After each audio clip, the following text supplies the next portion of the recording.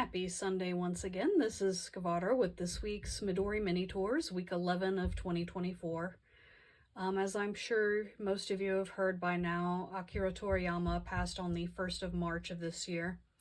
So I decided to, once we heard the announcement, to have a week dedicated to Toriyama's characters. So let's get started. The first is Arale from Dr. Slump, which was his first big hit. Really cute little robot girl character. Dr. Slump, unlike Dragon Ball, doesn't really have any overarching plot. It's very episodic, so it's easy to pick it up anywhere. And I really recommend checking it out. You can see a lot of what would grow into Dragon Ball and his other works in the beginning of Dr. Slump, and see a lot of his design and storytelling tendencies in their early stages, which is always fun. And it's just a cute, fun show and manga in its own right.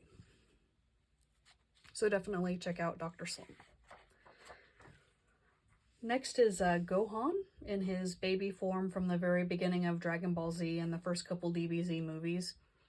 This is one of my favorite character designs ever, and definitely my favorite Gohan. He's just really cute, really telling design that you can really easy to pick up, and he's just adorable. I love this design a lot.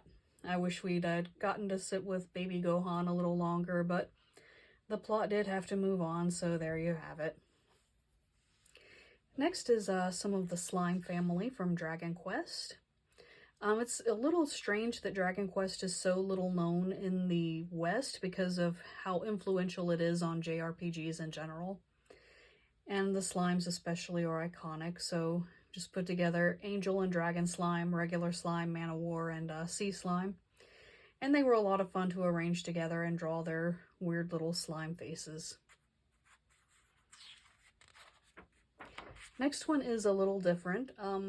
Toriyama actually designed the logo for Higashiyama Zoo's koala exhibit, and I really like the koala he designed for it, so drew the koala with the 2-star Dragon Ball because koalas have 2 thumbs on each hand, and that's a really weird, interesting thing that I like a lot. So, the Higashiyama koala.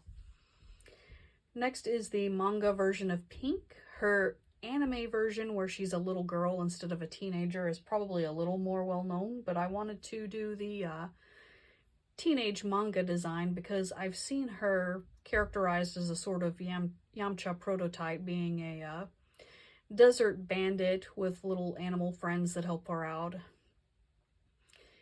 And wanted to put her in Yamcha's first outfit, which turned out really cute for her, I think, and actually ended up looking like a hypothetical Yamcha and Bulma had a daughter, which is fine too, but I really liked working with this design, especially drawing her hair. She's just a really fun character design in both of her incarnations.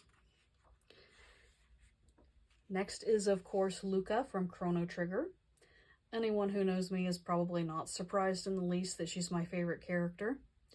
And she is vital because without Luca, there's no plot of Chrono Trigger. And she's just a great design with her tunic and her cap and her hammer and everything. And just really fun to draw. I really like Luca's design and her as a character, so I really had a lot of fun with that. And of course, we could only end the week with Goku himself, maybe the most iconic anime character. I would say that he has probably at this point even surpassed Astro in terms of recognizability across the world. And why not? It's a really great, iconic design. A lot of fun to draw, very deceptively simple, but arranging his features just so is a little more involved than you might think, but he's a lot of fun, and I had a great time drawing him. Next week was originally going to be the postponed Lufia week that I put off in order to do the Toriyama week, but I realized that the new X-Men animated series is about to come out this week, and the 90s X-Men series was my first exposure both to X-Men and to anything Marvel at all before I even saw anything Spider-Man. So, we'll have a few X-Men, and I will see you next Sunday for that. Have a good week.